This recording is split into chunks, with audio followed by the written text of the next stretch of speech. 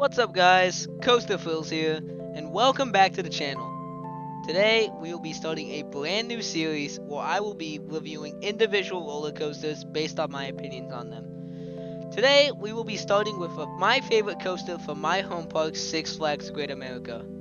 Raging Bull is a B&M Hyper that was built in 1999 and is located in the southwest territory of the park. This coaster was the second ever B&M Hyper in the United States and helped usher in the model.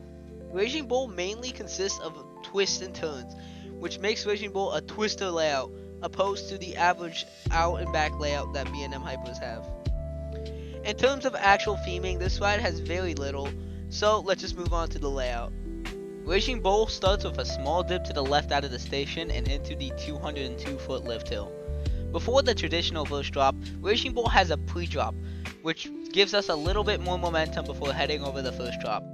The first drop itself is one of the very best I've ever experienced, with a great ejector pop at the beginning that eventually turns into some very good sustained floater. Following the first drop, you go into a tunnel and into this turnaround, which honestly doesn't do much and honestly just takes away speed from the ride. Not a great element. Following this up is one of my favorite elements on the entire ride, the camelback. The camelback has so much sustained floater and it is such a great element. After this, you traverse this weird wave turn type element. This element is actually very pretty and it rides pretty well as well. It has some nice airtime going out of it, and honestly, it's not that bad. Next up is a nice little turnaround before heading into the mid-course brake run. The drop off the mid-course brake run might just be my favorite element of the entire ride. It is such sudden ejector airtime and it is just amazing. I love this element. Following this is the small little airtime hill, which then again provides some very good sustained airtime before going into a turnaround. The drop off the turnaround gives some more good solid airtime, and then you hit some trims and into the final twister section of the ride. This twister section doesn't do much, but it's honestly not bad and just paddens the ride time. That concludes your ride, and overall, Raging Bull traverses 5,057 feet of track, which is a really long amount and by far the most at Great America. Raging Bull also has a 208-foot first drop, the tallest at the park, and a 73 mph top speed, which is the second most at the park. Overall, Raging Bull is a very balanced ride, and honestly, there's very little I can complain about it. Sure, it doesn't have that many airtime moments, but the moments it does have are very solid, and better than most moments of airtime you can find anywhere. This all applies to mostly just the back 3 rows though, especially the back row. Last time I rode the front row of Raging Bull was during 2024, so it has been some time, but when I did get that ride, I got almost no airtime except for the camelback. Raging Bull is definitely a back row ride, and if you want the full experience, I would definitely recommend going there for the airtime. But if you are scared of airtime, then I would either just skip out on this one or ride somewhere in the middle to front rows. In terms of comfort, Raging Bull might just be one of the best rides I've ridden. The lap bars are some of the best on any coaster I've ridden, and the clamshells are just amazing lap bars.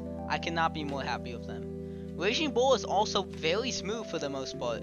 I would say there's maybe only one kind of rough part, but it's more of a rattle than actual roughness. It's right before the last turnaround into the mid-course brake run.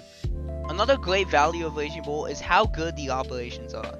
I've ridden this coaster over 50 times, and almost every time, the line moves very quick. Raging Bull has 3 trains, and because of that, they're able to cycle capacity much faster than all other coasters at Great America. Raging Bull has an amazing spot in this park's lineup, as without it, Great America would be certainly a lot emptier.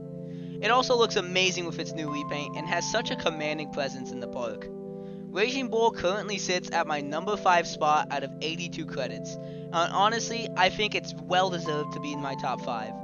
Not only is it a long ride, but it's also very smooth and comfortable, has amazing airtime, and I don't know what else I could say.